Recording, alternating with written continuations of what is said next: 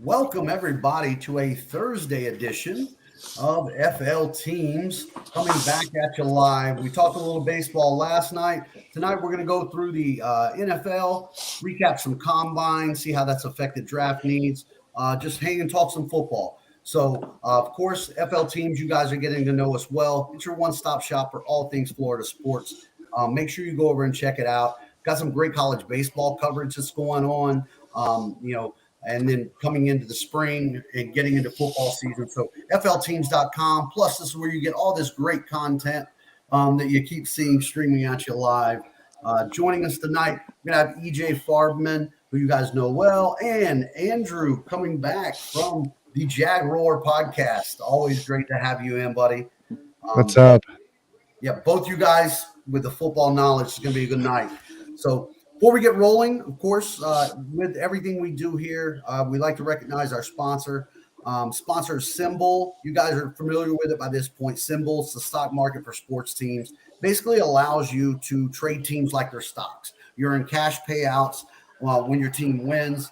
So, you buy low, sell high, and earn cash payouts whenever you win. Join the already 6,000 early adopters that have started to profit from their sports knowledge. You can do that by going to www.symbol.com. Also scrolling at the bottom there. When you go in and you create your account, make sure that you enter in the code FLTEAMS for a $10 deposit bonus. That'll help you get your portfolio going.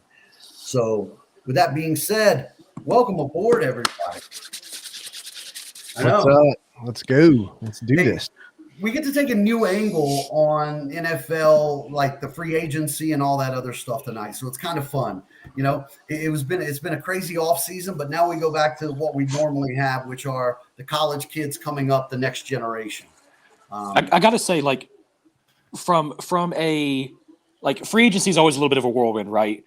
I guess just to start, this has to be one of the craziest to date, right? Like when you look at the high profile players that have moved, Aaron Rodgers coming back, Tom Brady retiring, then unretiring, like this has to be one of the crazier scenes that we've had with the free agency in general, right? Yeah, I mean, total clown show, right?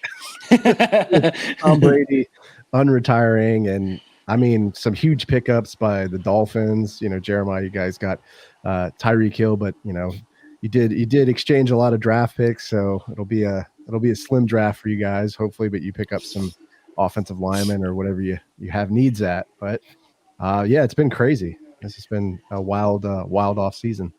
I'm telling you, I'm blaming your boy Khan. He started it, man. That first Christian Kirk deal, and everybody said, "Oh, it's going to be that kind of off season." That's set. Hey, no joke for the deal that Christian Kirk got. That set a new standard for the wide receiver free agent market, because then Devontae Adams, which deservedly so, got the highest amount from guaranteed perspective from any wide receiver in NFL history. I mean, just from a financial perspective, I don't think we've seen much like this before, right? Even though, salary caps are growing, total revenue that NFL brings in is growing. When's the last time we saw, the people put out the type of money that they did those couple weeks? I can't remember it. I mean, I'm trying to think the last crazy contract. What was that Mahomes, right? Last season or the $500 million contract. Yeah, that was a wild contract. But these wide receiver contracts have just been insane. Golly, man. Look, when we really thought it was going to be the craziest of crazy, the Haslets in Cleveland go, "Hold my beer." Yeah, wait a sec. Oh, no, we're going to give you a ton of stuff for Deshaun. We'll give him a raise. And you know what? Hey, owners, it's all guaranteed. Every owner in the NFL, when they got to the owner meetings, everybody was hunting them down, dude. That sets an unprecedented, again, when Lamar Jackson needs a new contract, when Josh Allen needs a new contract, Mahomes, are they going to take anything less than guaranteed money? So, and the thing is the contract itself didn't surprise me that much. Because I think the NFL is they're going to pull down some reprimands on Deshaun Watson, right? 4 or 6 games, whatever they deem is a respectable number. But what was it? $230 million it was a fully guaranteed contract. I mean, his future, for the most part, is fairly uncertain at this point in time, and you're just going to cut him a check for $230 million and say, hey, we'll figure it out when we get there. That's a pretty ballsy move, man. Yeah, that's a big gamble to take, and especially with Watson. And I mean, I'm just kind of confused. Like, was it because Baker has just been inconsistent, not a good locker room guy? I mean, I don't know. Maybe I'm missing something. I mean, I felt like last season he started to improve. He started to show signs of, streaks of getting there to being that franchise quarterback, and then just this. I don't know. Yeah, I mean, I don't think you're hurting a team by bringing in a Deshaun Watson over a Baker Mayfield. But the circumstances that you bring in Deshaun Watson, the little bit of baggage that he is carrying with him, with the soon to be dealt with legal process. I mean, Baker did take you to the playoffs for your first time in God knows how long. I mean, I know he's had quit on the guy. I mean, I don't know. It's just my opinion, but yeah, I kind of their guy. I think that there was so much aspiration for Cleveland these past few years, and they start the season great, right? 2-0, 3-0, 4-1, whatever it is, and then they kind of crap the bed. They have a midseason meltdown. Baker forgets how to football, and then they kind of go down the poop chute the past little bit of the season. And I don't think they had an exit strategy, at least not a well-planned one. I mean, from everything I read, is like Cleveland's still just standing firm on we want a first-round pick for Baker. Well, but I mean, they went and got Brissett because they knew, well, I don't know how Brissett got that job, honestly, because all he had to do was hold down the fort 1 or 2 for Miami, and Miami a playoff shot. So if you're going to miss Watson for 6 games, I don't know how Brissett's your answer. Yeah, and I think people are looking at that Baker value, like you said. You may have spent a number 1 overall pick, but his play on the field does not show number 1 overall pick. Right, like whoever was trading for Mitch Trubisky just because he was second overall wasn't giving up, right? No, absolutely not. Just talk about awkward, though. I think there's got to be 2 really awkward quarterback rooms, man, and that's San Francisco and Cleveland. Maybe not San Francisco so much because they were up front with Garoppolo. Yeah. Hey, it's Trey Lance's team. We'll find you another spot. And if you don't find another spot, you can't say they didn't tell you. Yeah, and to San Fran's credit, John Lynch even came out and said, look, we're not getting rid of Jimmy G just to get rid of Jimmy G. Like, there's no surefire start spot for Trey Lance at the moment. He's taken him to the NFC Championship. He's taken him to the Super Bowl, to the promised land. Hasn't won yet. But, they were upfront and honest, like you said, with Jimmy G. And I think that took away a lot of the bad energy. Whereas with Baker, it was almost like turn the lights off and punch him in the face and then turn the lights back on. He could guess who did it type of situation. Like, you know what I mean? It was a blindside shot. Yeah. I still don't completely understand how a team like Carolina, and maybe it'll come up on draft night. Draft night can still hold some things, but a team like Carolina, like, you're in your Matt Rule, you got to win something, right? So you're either going to do that with Darnold or possibly one of these rookie quarterbacks, or do you pull a Baker Mayfield in there and try to bridge that over, or Jimmy G? I don't understand how Carolina hasn't moved. And then me personally, and we'll talk about how this affects the drafts with the quarterbacks, I don't understand being sold on Marcus Mariota or Drew Lock being your starting quarterback on opening day. I don't. The one thing I will credit Atlanta to is that Arthur Smith and Mariota have familiarity back in Tennessee. So I get the relationship. The athleticism's there. The guy was one of the most accurate passers to ever come through college football. But when you look at his pro card and when you look at the lack of development throughout the years, you're right. It doesn't make too much sense to put your eggs all in a Mariota basket when you just traded your quarterback of 13-ish years away, to the AFC. I'm not a big fan on it, but I see why, Arthur Smith was kind of fond to that move. The other part of this is I think Atlanta's beyond repair this year. Oh yeah. They're beyond repair. Besides Michael Pitt, or you've got Pitts, but Kyle Pitts, and then what? Like, you really? got I bet $1,500. Yeah. Calvin Really Ridley. home. Yeah. But in Jacksonville, they didn't decide to bring back Alua Khan, and Jacksonville, was the beneficiary of that, signing him in the free agency. So I mean, Atlanta to me is you've got young guys. They've got plenty of time to rebuild. You might as well go ahead and start now. Yeah. I think. Do you think that they're going to make some pretty crazy draft moves just because they lost, Matt Ryan and Alua Khan and all those guys? What's their draft capital look like? Do they have? They only have one first round pick, right? There's only 2 or 3 teams that have multiple first rounds, right? Yeah, I think you're right. I think they only have one first round. I'd have to double check that, but yeah, I mean, either that or they just make some trades. I think given Calvin Ridley's uncertainty, you lost Russell Gage to Tampa Bay. You have Kyle Pitts, which he had a heck of a year. Came on strong early, and then some inconsistencies down the road. I mean, you've got a quarterback.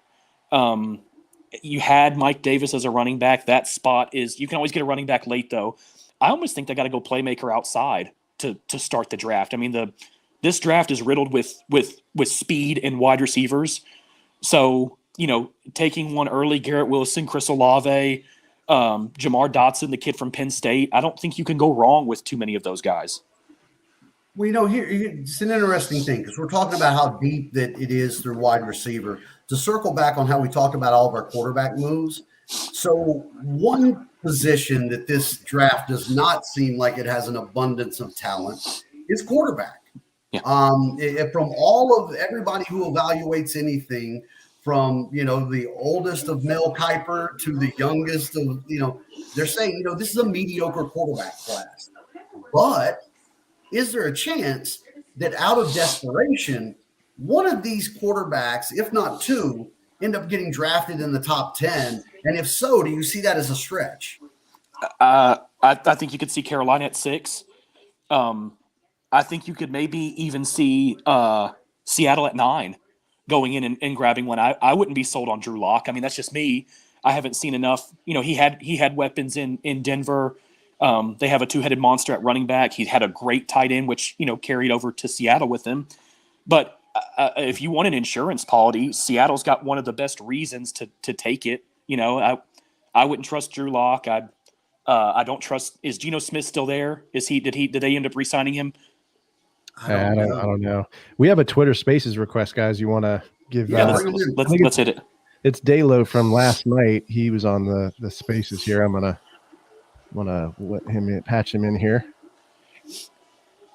Let's see. Bear with me, guys. 1 second. All right. My phone's not working with me here. Okay, Dalo, you are in the live stream. What's up? How's it going? Dalo, you're on the air. Yeah, I know. What's up, guys? What's up, buddy? Cool, buddy. Not much. I had a lot of questions for y'all. First question. This is more of a Jeremiah question. How do you like the Dolphins free agency? Dude, I really think that it couldn't have. It's perfect, really. It is. I wonder what was going to happen when Mike McDaniel came in, and they've built this team based on Tua's strengths on the offensive side, and they kept everybody on the defense.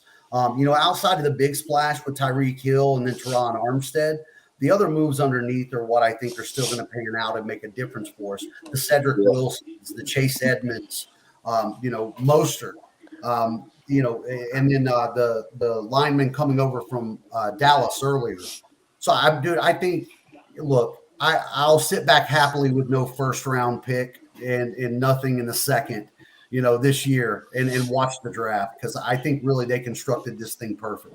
Well, and Jeremiah, to that, it changes the complexity of your draft. You can make it more of a want draft than a need draft. You know what I mean? Because you handled all those needs through free agency. Yeah. How'd you feel about it, Dale? Oh, I loved it. Oh, when I found out we got Tyreek Hill, I freaked out. Look, I think him and Waddle, Yeah. During something else great happening in the Miami sports world, but I kind of had to put that aside. I'm like, holy, we got Tyreek Hill. And, yeah. And look, we gave up a lot of draft picks for him. But again, when I look at this draft top to bottom, giving up a first and a second and a fourth here, okay. I mean, when you're talking about a guy like Tyreek Hill, and then we still got 2 firsts next year and a couple of seconds. So, I mean, we basically punted 1 draft for Tyreek Hill. And here's the best way to look at that too is that when you make a trade like that, like with that much volume in it, with draft capital player, you're getting someone that has proven production at the highest level on the highest stage in the NFL. The college guys, you don't know. It's hey, they have the intangibles, the size, the height, the speed, but from a highest level production standpoint, it's not there. It's a guessing game, right? Go by tape. This is a surefire, proven way to guarantee that you have a number 1 or even a number 2, if you want to call him, next to Jalen Waddle in that receiving spot. I applaud the mess out of them for ballsing up and making that trade. Yeah, I mean, kudos to the front office and. I mean, being able to work that deal out, I mean, is just incredible. And you guys got a hell of a player, tons of talent. I mean, I would be surprised if you guys didn't make the playoffs. I mean, I think it's just going to be really fun to watch the Dolphins this year. I think so. Look, I think McDaniel, the one thing that he showed right away, and I won't go on a Flores rant of anything, but Flores could never hire an offensive staff. McDaniel did that right away. And he did it based on the type of offense he learned from the Shanahans and he wanted to put in place. And those are the guys he put in place. And then he went out and got the guys like the fullbacks, right? I mean, picking up a fullback in free agency. So you're actually looking at that. 2 backs that can both catch the ball in Edmonds and Mostert to go along with Gaskin already. You keep Gesicki, and then, everybody says, oh, Tua can't throw deep. Well, you know what? If we can hit Tyreek on a 10-yard slant and he takes it the next 80 is 80. It didn't have to go 80 in the air. It don't have to go 60 in the air. Well, you have 2 of the most, and I'll put Jalen Waddle in that category because I believe he is and will be, and even Chase Edmonds when he gets the ball in his hands too out of the backfield. You have 2 or 3 of the most dynamic players from they can juke you out of a phone booth. You know what I mean? Mm-hmm. From that short yardage perspective, they can turn a negative 3-yard bubble screen into an 85-yard touchdown. I mean, in the blink of an eye. So he constructed that offensive roster, in my opinion, perfectly to fit Tua's strengths, which is not stretching the ball downfield, dink and dunks. You got a running back that can create mismatches out of the backfield. And then, of course, you have Gesicki, who's a middle-of-the-field monster. That's, I mean, big body, can throw the ball wherever you want to on him, and he can go up and get it for you. Yeah, and that was a smart move by tagging Gesicki. I mean, the guy's a monster. He's awesome. And I mean, I think when you have Tua, do you see him like running the ball a little bit more this year? Maybe like doing the kind of RPO, tuck and run kind of stuff and them kind of doing the speed kind of offense as opposed to maybe the more pocket passing. I don't know if Tua's going to run, but I bet you a lot of people on the team are going to run. Like, I think Miami's going to run so much motion that it's going to make defensive heads, like the coordinators are going to swim. I mean, when you're talking about moving Gesicki over, going double down on Tyreek and Waddle, sending one back in motion. I mean, I think McDaniel loves that stuff too. So it's really going to be sort of nightmarish.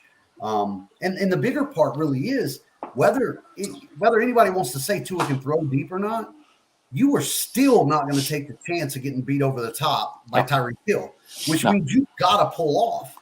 And when you pull off, that opens the middle of the field for the beast in there with Gesicki. What I'm really, really waiting to see, though, again, I'm going to go nuts and bolts. Brought in Armstead, brought in the guard from Dallas. So Williams. Right, Williams. Couple upgrades on the offensive line. What I'm interested to see is, again, the rest of that offensive pack, we drafted in like the first and second round. Nobody said we were stretching. Like, there's talent within those guys. And, I'm interested to see if they can be coached up. Do some of these guys that were almost thrown out as a bust, actually like the Liam Eichenberg. I mean, dude, you started at 4 years at Notre Dame. You can't be complete trash. Yeah. So I'm interested to see how that plays out. Well, and to hit on your point too, Jeremiah, when you were talking about the motion offenses, a lot of movement going on pre-snap. He was having success doing that in San Francisco when essentially your only threat was Deebo Samuel because, Kittle missed a lot of the season.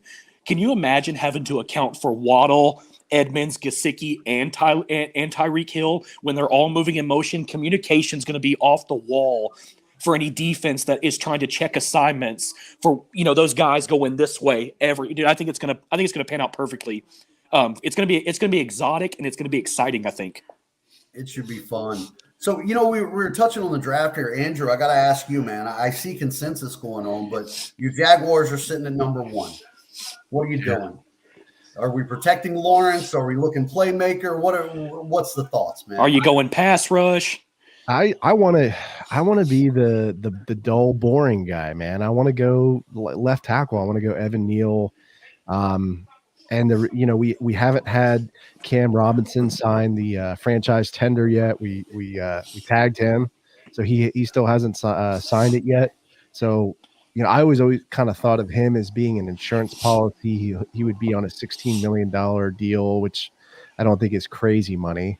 But it could be a nice insurance policy and potentially tag and trade, in the draft. But I think without him, accepting that tender, it kind of leaves it up in the air. There's a lot of questions about maybe we go with Hutchinson if Robinson was a sure thing, but he's not. I mean, he hasn't accepted it. So I think Evan Neal is very much still in play here. I think we need to build the offensive lineup, completely restructure it. We did make some moves in free agency with Brandon Sheriff, at left guard.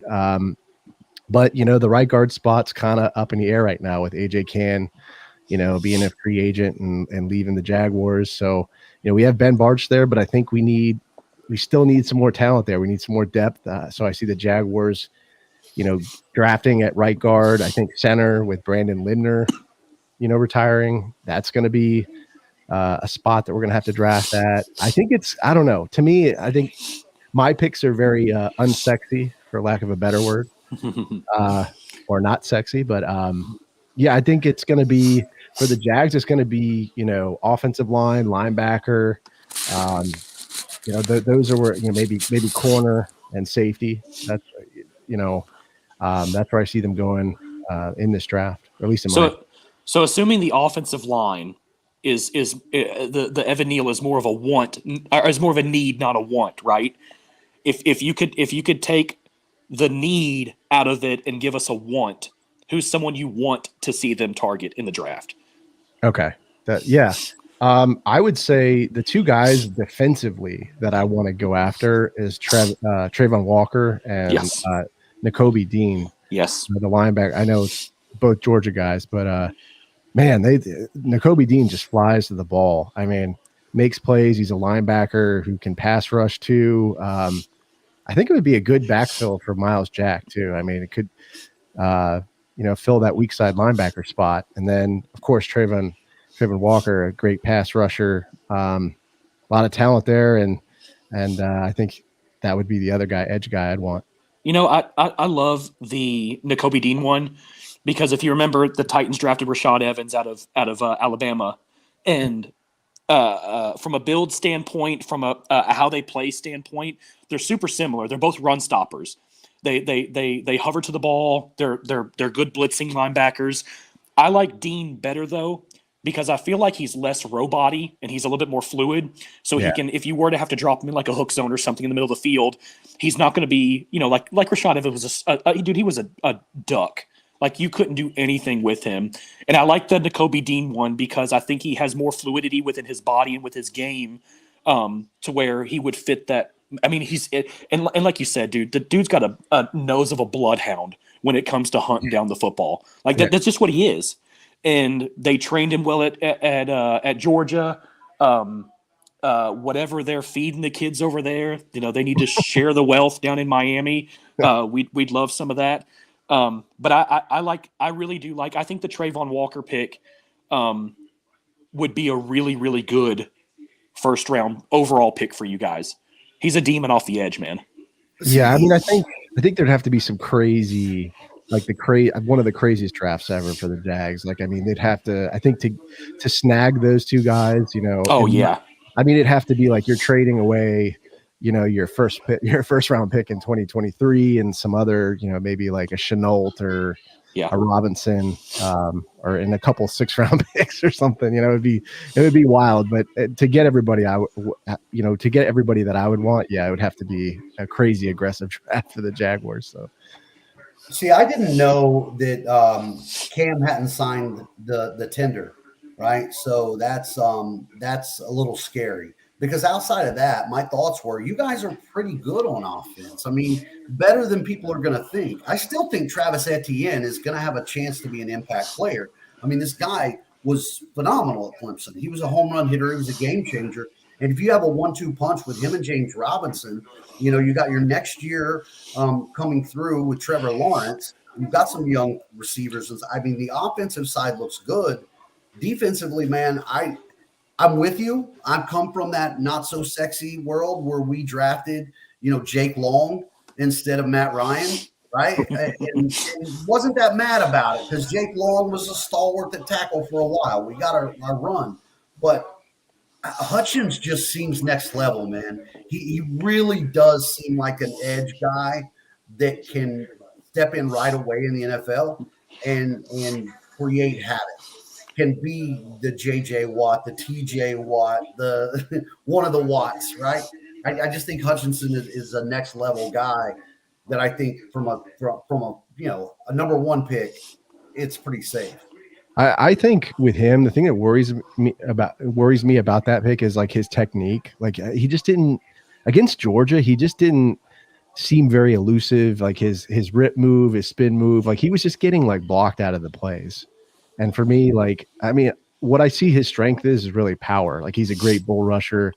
But I mean, offensive lines, they're gonna adjust to that. They're either gonna put a second guy on you, they're gonna double team you.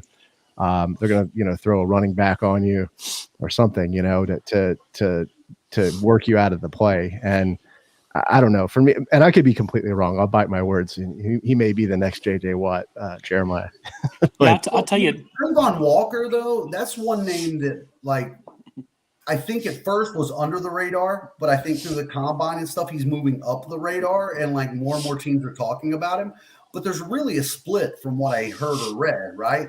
Which is, are you projecting more production for this guy in the NFL than what you got at Georgia?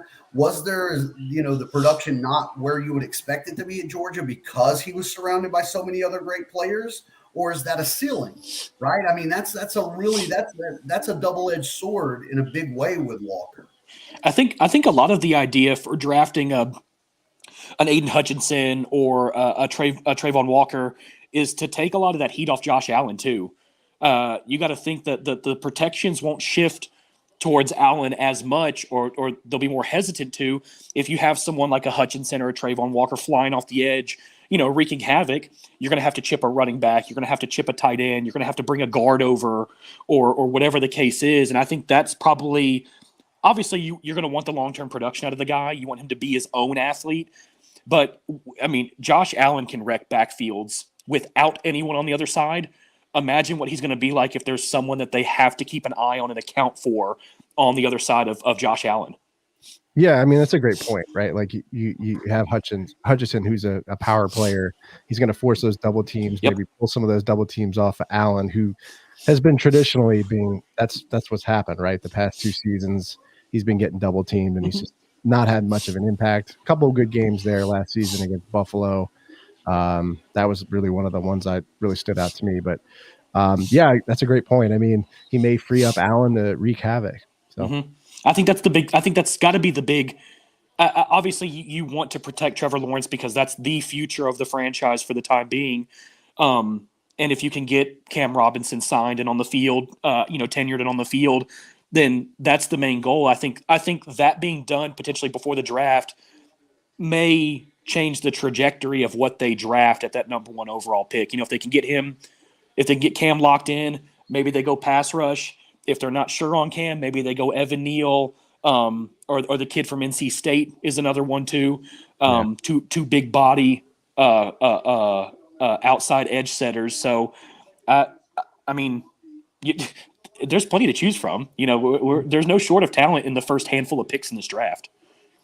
Yeah, I mean, there's like all possibilities, right? Like you could trade your number one down, and we could go through all that in millions of combinations. Oh yeah. Yeah. Well, I mean, one of those would be, you go safe and get the offensive lineman at 1, and then later on you could trade back into like the middle of the first or near the back half, because I think Thibodeau is gonna fall. Thibodeau is going to keep falling right now. I mean, there's a chance that you're going to get a guy who was projected number 1 pick coming off the edge, right? And I think his interviews with teams must have just been awful, because I mean he's got talent, but I did hear the one that turned me completely off the kid was he made some comment about I could have went to Alabama, but I wasn't trying to win championships. I want to work on my brand. Huh? Yeah. That's not a good look. I mean, getting to that level is about winning championship. I mean, essentially playing at any level. It doesn't matter if it's Pop Warner, middle school, high school, college, the pros. The whole idea of you playing the sport is to win, to win at the highest level. I don't. Pure talent, man. I think coming out of, he's got some great film. More of a speed guy than what you got with your Hutchinson. Do you guys have 2 first, Andrew, or no?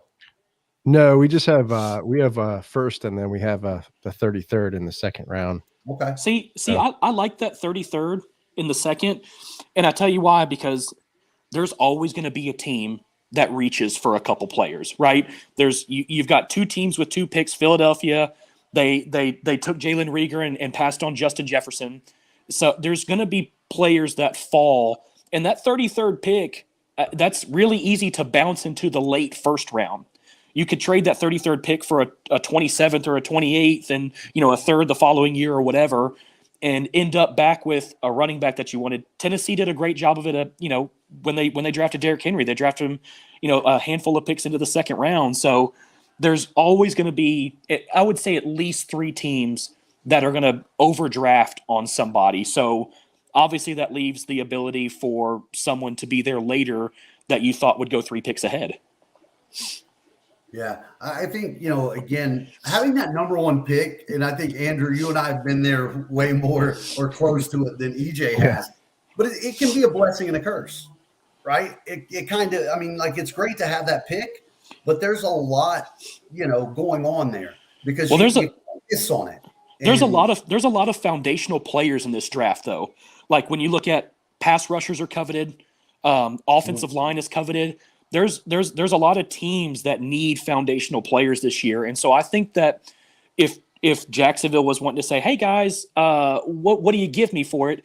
I think they'll get probably some pretty solid offers because it's not very often that you get top 5 picks that are projected 2 defensive ends and 2 offensive linemen.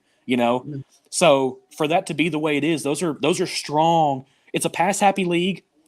You got to keep the quarterback safe. So you got pass rushers and you got offensive linemen. That's what the NFL is turning into. I'm surprised at the lack of skill position players, quote unquote. Yeah. That, I mean, you could get well into the second half of the first round before any of the quote unquote skills come off the board. Well, and even the first 5 or 6 picks into the second round, you're still going to have a handful of skill position guys lingering. Yeah. Elijah Moore was one thing about running back. I mean, EJ, I know you follow the college a little more so than I dig into, and Andrew, you may as well. But who's the running back that's separating themselves? I mean, is there anybody?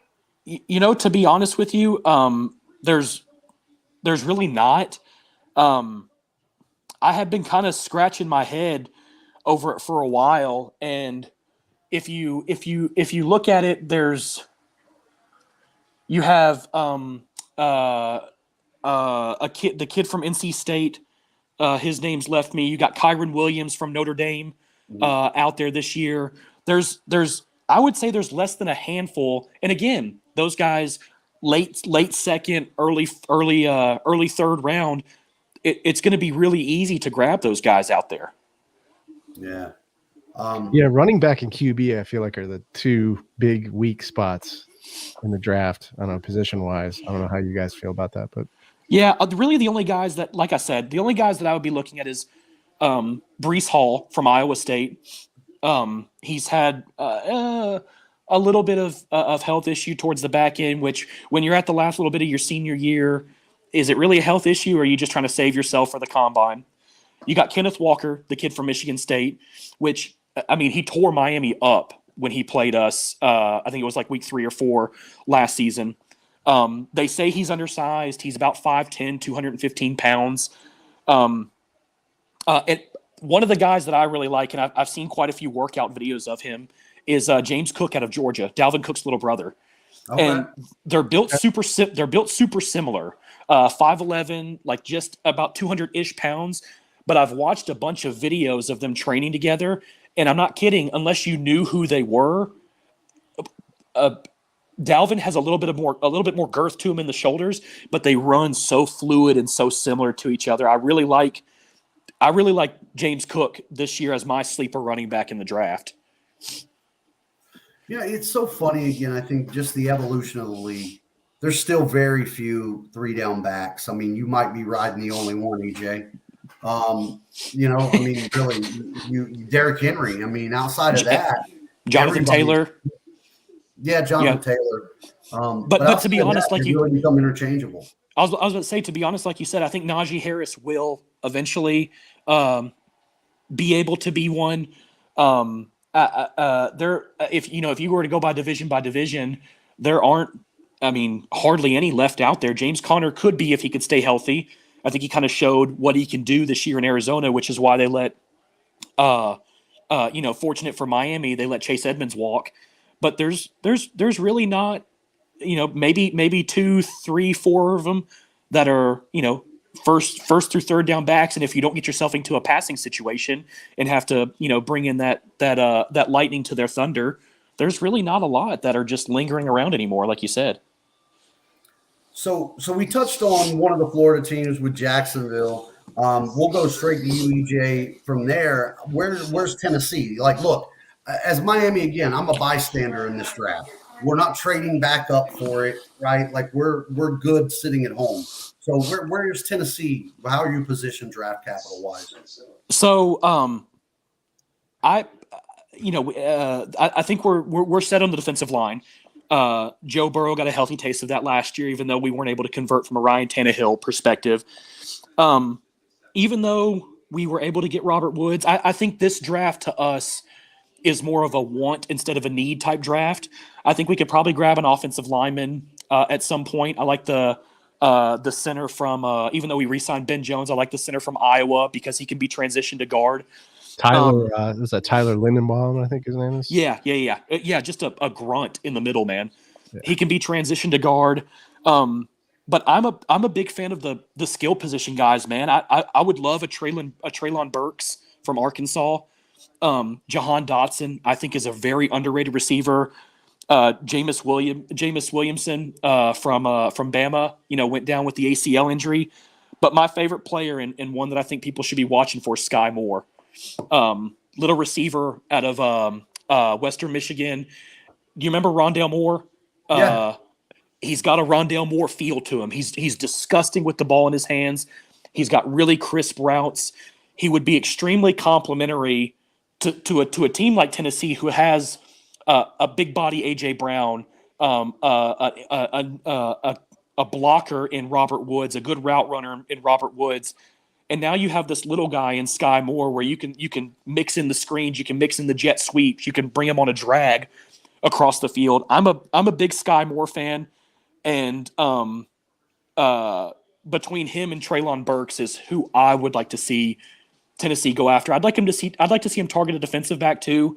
We lost Dan Cruikshank to, I think he signed with Chicago this year. But Jackrabbit Jenkins is gone, which I'm glad. And Jacksonville, you can have him if you'd like. Miami, you can have him if you'd like. But Caleb Farley, our first round pick from last year out of Virginia Tech, went down with an ACL injury. So they may look at that this year and be like, hey, we need a little bit of an insurance policy to, he's injury prone. He had the back injury in college that took him out of the rest of the season at Virginia Tech. Comes in, plays 5 games, 6 games, goes down with an ACL injury.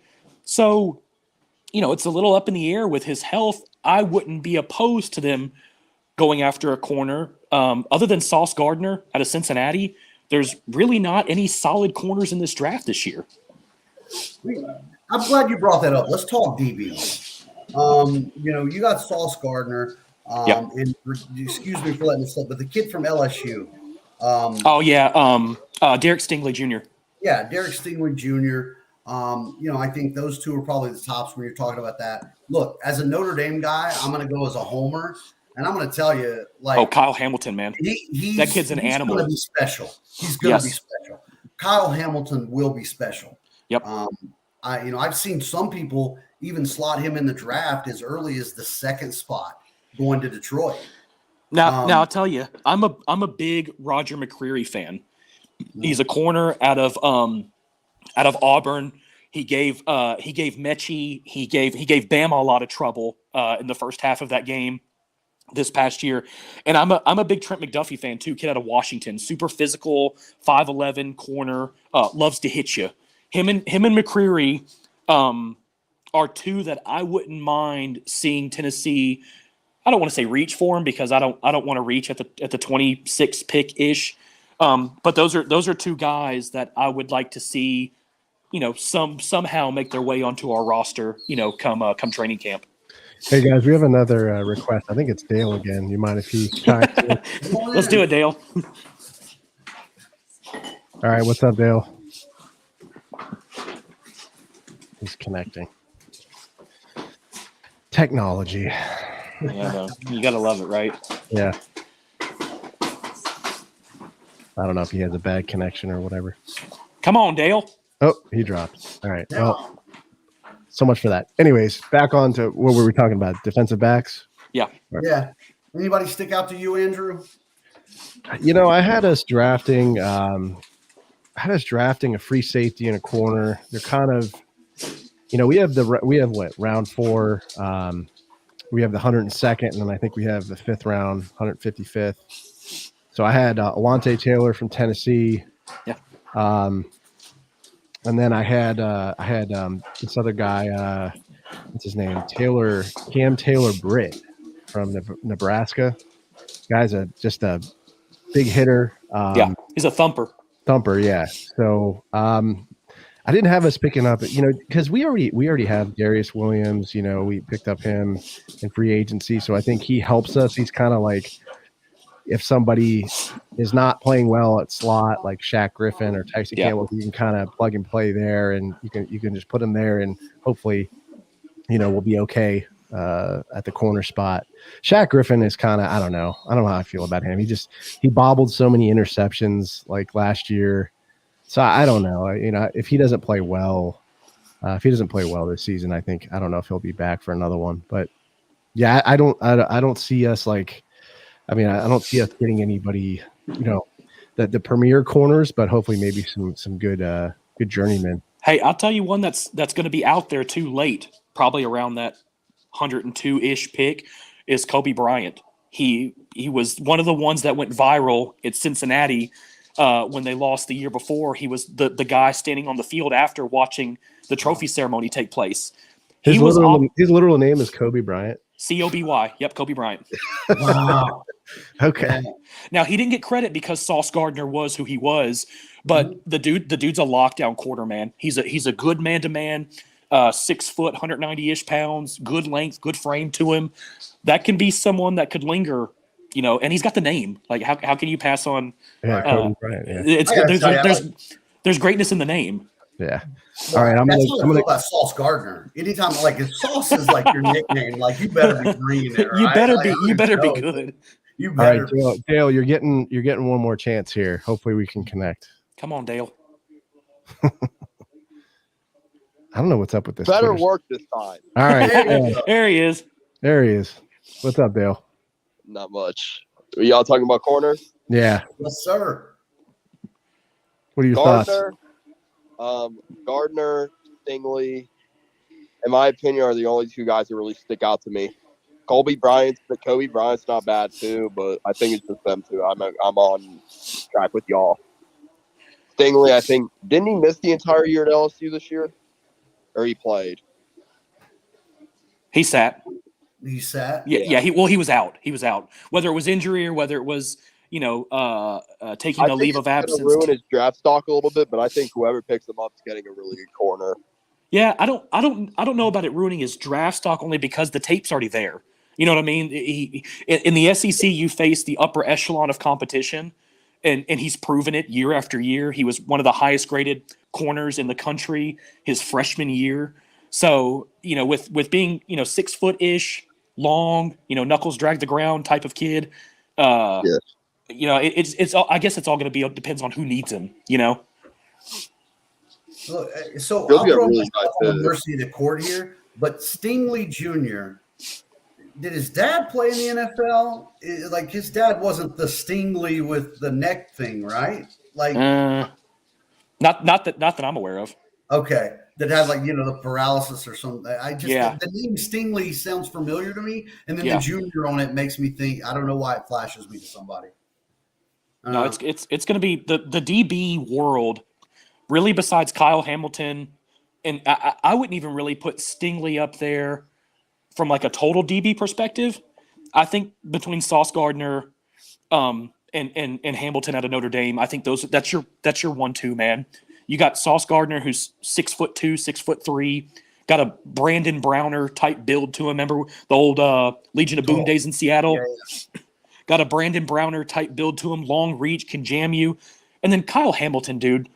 That dude can cover from 45 yards from sideline to sideline in the blink of an eye. I remember they played North Carolina last year, and he made an interception on Sam Howell, and he was literally playing in the he had a half in the center of the field, came over and made like a diving sideline interception, and I was like, how do you do that at 6'4", 215 pounds?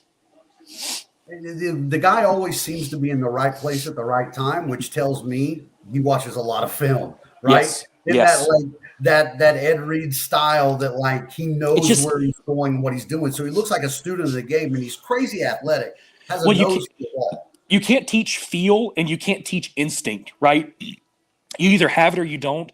And from the tape I've seen on Kyle Hamilton, I mean, and especially at 6'4". There's not many successful safeties at 6'4". Taylor Mays was a big one coming out of USC that just kind of flopped. Cam Chancellor was obviously a good safety at that size, but there's not a whole lot of safeties that have the range and athleticism that he does, and the flexibility and the fluidity at that 6'4" frame, man. Well, and Javon Holland showed last year what a safety can truly do to transform a defense. I mean, I'm a fan of that kid, man. I'm a fan of that kid. Cover zero. Yeah, we couldn't have gone cover zero without Javon Holland. No. And what he was able to do. So, I mean, a guy like that can make an impact quick. Could you imagine having Hamilton and Javon Holland in halves on each? Look, and you got to look. You've got them covering halves of the field. The dudes can cover from sideline to sideline. If they only have to worry about a half, golly, man, that's a walk in the park for one of them. So I want to take this back to all of us here. Let's say, it's we need a quarterback. There is no choice, but you have to draft a quarterback in this draft. You're in position to take whoever you want. Of the guys that we've heard the name thrown out from Howell, talking about Malik and going to our boy in Pittsburgh, who's your guy? You got to hang your hat on one. Who are you taking? For me, it's Kenny Pickett. I was about to say, me and Andrew are on the same page. Never mind, man. You shocked me. I thought you were going Malik, man. I feel like Kenny's the safer pick, but Malik is he's showing signs of incredible athleticism. I think you're right. I think Kenny is the safest pick from productivity at a Power 5 level. But if I'm going on ceiling, I've got to go Malik. I've got to go Malik, man. That opposite shoulder throw 60-ish yards down the field, and it's literally the flick of a wrist to that dude. Yeah. And then you add how stout he's built. I mean, he's like a wrecking ball, not quite like to Maurice Jones-Drew wrecking ball. But he's got a wide lower half. And he's got good vision and good athleticism to him, man. He doesn't take unnecessary hits. He's not putting his shoulder down like Taysom Hill or nothing. So I think Andrew's right with that. If I'm going I need someone to start now, and I think I can get production out of them now, I'm going with Kenny Pickett. But if I want someone that I think has a higher ceiling, Malik Willis is my guy. Yeah. How much do we wonder, though, about competition? Like, I get it. The film, the 60-yard throw, the flick of the wrist, going against the grain. But that's, again, throwing against ghost, right? Yeah. There. In a controlled climated atmosphere. Right. Yeah. So how much does it come into play? Because I think recently we've seen a lot of this. These quarterbacks from small schools that are coming out, and, for every Josh Allen, there's a Carson Wentz. Yeah. Right. I mean, and who knows what Trey Lance is going to be. Right. Well, and Mahomes came out of Texas Tech, which isn't a big anything school, really. I mean, Michael Crabtree came out of there. And I mean, you don't look at Texas Tech and be like, oh, yeah, this is a quarterback. These guys are quarterback you know what I mean? Right. I think Kenny Pickett is the kind of guy that could come in and play right away. Yeah. The thing that got me with Pickett is I did see him. He played. It wasn't with swagger, but the guy had heart. Like, you could see that winning. Like, he had a winner's fire, right? I mean, in the games that I watched him play, he wasn't afraid to have the ball in his hands at big times. He was able to make plays with his feet, which he really didn't get credit for. I mean, he's not Malik. But, the little juke in the ACC championship game, the fake slide. Hey, I don't care what anyone says, man. That was one of the most creative moves I've seen. I have never seen anyone attempt I don't even know if it looked like a fake slide. I don't know if those were his intentions. But, dude, I love that move, man. I watched it over and over and over, and people were ragging on him like, you're going to get somebody hurt. And it was like, just appreciate the move. Like, deal with the rules another time. Just appreciate the move. So where do you guys see him landing? I mean, do you think the Panthers go after him, or do you think he goes higher? I mean, what do the Panthers have? Do they have the 7th pick in the first round? Sixth, I believe. And then what does Atlanta have? I think, do they have? I know Seattle's at 9. I mean, so a big knock on Kenny Pickett was his hand size. Right, that was the big knock on him. He's got great length. He's 6'3" but they said his hand size was small. Okay. Now, when being a Miami fan, I watched a lot of Kenny Pickett football, and being in the ACC, I kept up with him a lot. And I never saw he played in Pittsburgh. We know the weather in Pittsburgh. It's cold. It's wet. It's snowy. It's whatever. It's not great weather.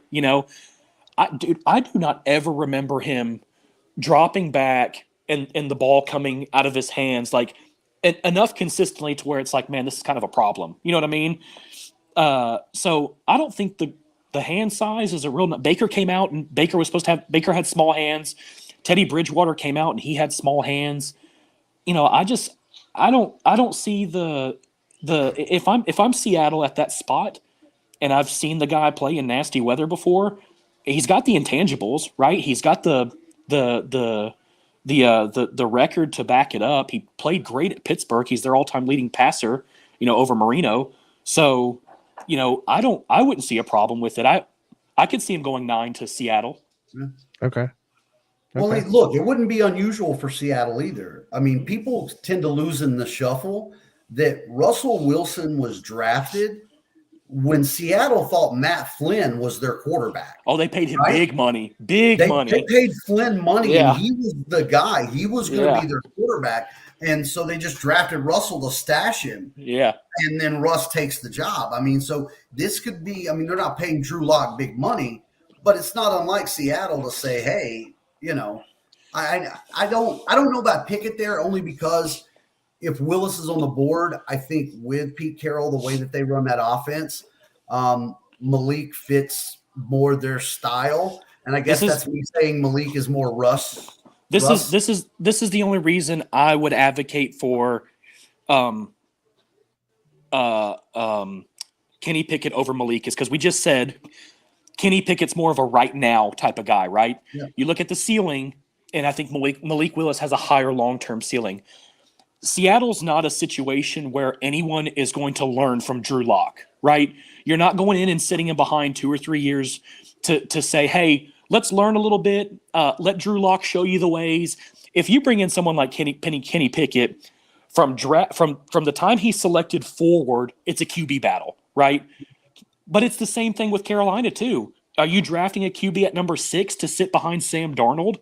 I think either one of those spots, you're drafting someone that is, you're probably taking first team reps when it comes to OTAs and training camp. So do you think? So I mean, do you see the Panthers going with Willis or going with Pickett? I mean, like I feel like is McCaffrey still there? By the way, is he still? Yeah. I mean, that would be kind of a nasty little combo there with Willis and McCaffrey. I mean, yeah, I mean, gosh, McCaffrey's so freaking talented too, and it sucks because the dude just can't stay healthy. Yeah, like he's a top 2 back in the league, 3 back in the league from a versatility standpoint. Absolutely. I think Henry and Taylor are your 1 and 2 runners, but he's up there with Dalvin Cook when it comes to and Alvin Kamara, obviously, when it comes to like the total versatility of a running back, and he can run between the tackles too. It sucks so bad that the dude just can't stay healthy. He's got a Grim Reaper injury bug, just kind of hovering over him right now. But I think that combo would be pretty nasty. That athleticism, they can play off of each other with the attributes that Malik Willis brings, with the attributes that Christian McCaffrey brings too. And DJ Moore's no slouch of receiver, just got a huge extension this But here's offseason. the thing. If you're in Carolina, man, you can't be assured that you're going to be around to see what Malik Willis is going to be, right? Yeah. I mean, you're staring at the gun. So if you're bringing somebody in, like you've got to, I mean, especially in that division. I mean, it's, there's some dumpster fires, man. I love Jeff, but Jeff keeps overselling the Saints to me to be something that they're not in my eyes. Hey, But, you can't oversell me, Jameis Winston 30 for 30. You can't. And Atlanta is just, good Lord. Atlanta's picking first next year. So, you're Carolina, you need to make moves. And so maybe Pickett's the guy there. That's why I'm really shocked that they haven't just gone and grabbed Baker or Jimmy. Well, here's the thing too. This is the only reason why I would not see Carolina taking Malik Willis at the number 6 overall pick. If they can't sign Stephon Gilmore, if they can't re-sign Stephon Gilmore because he's a free agent right now, if they can't re-sign Stephon Gilmore, J.C. Horn opposite side, I could see them going and grabbing a Sauce Gardner and matching him opposite of J.C. Horn because J.C. Horn was out all year. I think he had a leg injury of some sort. But if you can't bring Gilmore back, I mean, you got Jeremy Chin at your safety spot. I could definitely see them going in and pulling in Sauce Gardner at the corner position. So we only got a few minutes left here, but we would be remiss in talking about the draft and the combine if we didn't mention, I don't know how to say his name. EJ, I'm going to put it on you or Andrew. But the NC State offensive lineman. it's Hey guys, do you mind if we put in one last Twitter space? Ikonwu is his last name. Lee John, we're gonna add you here, man. Cool. What's up, Lee? Man? I think he's connecting here. Let's see if it works. Come on, Lee. I think he's a writer, right? Maybe. Wrap us up tight, Lee. Yeah. Oh my God. What's up, Lee? I wanted to join earlier, but I was watching a movie with my girlfriend, so I'll forget about it. It's all right. You're here now, buddy. Space. Exactly. Anyway, I respect you guys a ton for having Jaguar space because I'm from New York. I don't get much. I honestly, I got a ton of Jet spaces, and I follow some people on Jaguars Twitter, and it really have a great, fan base on Twitter, but we don't have a ton of spaces where guys talk, which is weird. I didn't think that we'd have more. Anyway, thank you guys for having spaces tonight, and it's gonna be an interesting draft, man. Number 1 overall, I kind of like Neil. I understand that they might go Hutchinson, but if you've watched the Jags for the past 2 years, the right tackle position is the biggest problem on the team. It's just time after time. If it's not him getting beat, it's a penalties. It's a penalty. Yeah. And every single snap, he jumps the freaking. You can call full starter Juwan Taylor every play. Yep. I saw a lot of that last season where you're exactly right. Where you're watching the instant replay and it's like, dude, you're jumping, man. He's moving his foot before the snap. So what you do when you do that is you just ask the officials to call an inopportune penalty. So, I mean, you can't blame them when you're going off sides every play. So, well, it's almost like after they get their first penalty, the refs keen on that individual too. So you get your first false start, they start watching them at the line a little bit closer. Yeah, you're absolutely right, and that happens with the Jaguars more than any other team. But Lee, I think they have to make that move on the line. Lee, what do you think about moving Walker Little over to the right side? What do you think about that? I mean, Cam should. I don't know why they signed Cam. I would move Walker, but why can't Walker Little play left guard? So you want him to play guard? Okay. Yeah, I want my 5 best linemen on the field. Yeah. If Walker Little is a better lineman than Cam Robinson, and Cam Robinson doesn't want to play left guard, then you got to find a trade partner for the guy. Well, you got to do your best. You got to do your best to your ability to protect the blind side of Trevor Lawrence. To being a right-handed quarterback, the left side is his blind side when he drops back. So yeah. And it's one thing for to have the rookie season that he had, but if you don't give him as many tools on that line to succeed, the worst thing you could do to a rookie quarterback is give him 2 bad hands and then let the media take over. Mm-hmm. And that's going to be exactly what would happen. And I'm nervous for, the Jags and, all of us that root for this team, that we would go, 2 terrible years of Trevor Lawrence. And God forbid we take Aiden Hutchinson and he doesn't do anything. He has no impact. And I see that happening with some of these edge rushers because all of them can't pan out. And when you get to that next level, these tackles have insanely long arms. How are you going to edge rush with short arms? And, you're not going to be able to bull rush these guys in the NFL. So I'm nervous about Hutchinson. I hope they don't pick him. I don't love the other pick they were talking about. Who's the other guy they're talking about at 1? Walker, Trayvon Walker. Yeah, I don't mind him. I just have he has that I can't tackle the quarterback when I get there anyway type of vibe to me. So he hits hard when he gets there. Yeah. Sometimes you see like that, how many times you really get in there in the NFL? Yeah. If you get there twice in a game, you have to make that impact play. So I'd rather a guy like Thibodeau in that respect that could actually chase down a QB. Yeah, I hear you. I just don't want Aiden to turn into like a Taven Bryan, man. Like that's my fear. We drafted Taven in the first round and he's just totally flopped. Well, like we talked about earlier too, Andrew.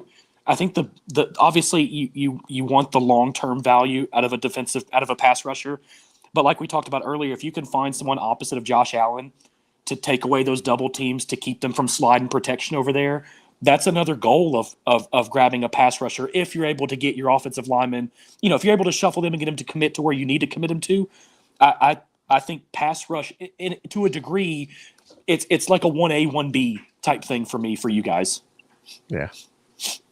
Yeah, that makes sense. Hey, Lee, thanks for that. Appreciate it. Thanks, Lee. And he said, yeah, of course, guys. Always love joining the chats. And, in the future, if we can get a little mock going or whatever, I don't know if you guys got done tonight, but I'm really that one last thing before you guys close up. These free agents were overpaying. It's evident, and it's not the end of the world. We have to spend a minimum amount of money anyway.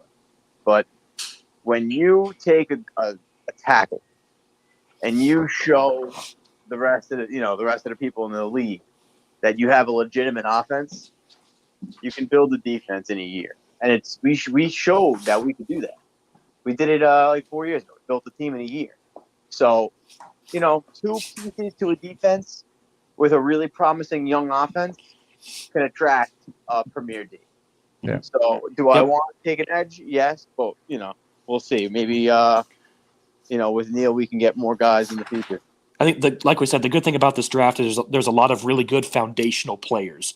Whether you decide to go O-line, whether you decide to go D-line, this is a good foundational, almost like rebuild a franchise type of draft. I think it's set up nicely for Jacksonville at that number 1 overall pick. Agreed. Hey, thanks, Lee, again. Thanks, buddy. Of course. Thank you. All right. Heck yeah, man. That was a good one from Lee. Yeah. I always like good discussion. So, Jeremiah, back to you. Hey, look, just we rounded all the way back to the number 1 pick, got some talk in there. With that, guys, I mean, I think we've said it. It's going to be an interesting draft. I think, a lot of new guys coming in. It's going to be exciting as we go forward. I know we mentioned a mock. I know we want to get into that when the FL teams here and that take a little more time toward the draft. But, you guys have anything else here? For me, I think we covered pretty much what Florida's looking at and kind of what to look for the rest of the NFL. Draft's the 28th of this month, right? I mean, April. Yep. April 28th. Okay. So we got a little time to go. Yeah, that'll be exciting. Got a lot to talk about between now and then. Yeah. And Andrew, you got a lot of time to think about who you're going to get, right? You're one of those GMs that's going to be flip-flopping every few days. Like, just give me the pick. Now, Andrew, real quick, I meant to ask you this earlier. If there ever was a scenario where you see them going after anything but offensive line or pass rush, what would it be? For me, it would be linebacker. I think like I mentioned before. We lost Miles Jack, so you have the Foye acquisition, right, and free agency. A guy just flies around the field, great middle linebacker.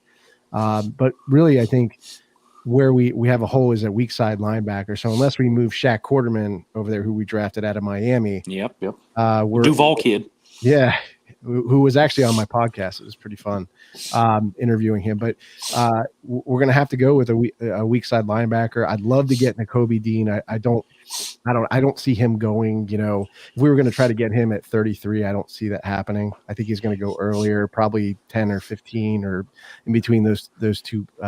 Kind of that group of picks. So maybe we get a Christian Harris or something from Alabama. You've given us a ton of unsexy picks. Can you give us one sexy pick? What's your home run swing? Yeah, if there was one guy that in the draft in general that you say, hey, I want this guy on our roster. I don't care if we need him, want him, whatever. This is a guy I would love to see suit up in a Jacksonville Jaguars uniform. Nakobe Dean. That's it. That's the guy. Boom. Yep, there you go. Boom. And there, on that deep swing on the home run, we got Andrew to get out of his comfort zone of safety. DJ's putting me on point, man. I like it. Yeah, we had to, man. All right. Well, hey, thanks everybody for joining us. FL Teams again, bringing you some live content. We appreciate everybody in the Twitter Spaces jumping in for EJ Farbman, Andrew, and the Jag Roar podcast. Make sure you check out FL Teams on all your things social. Give a follow on Instagram, Twitter to these guys. Great content all the time. Appreciate you guys being with us. We can't wait to be back with you. We'll see you soon.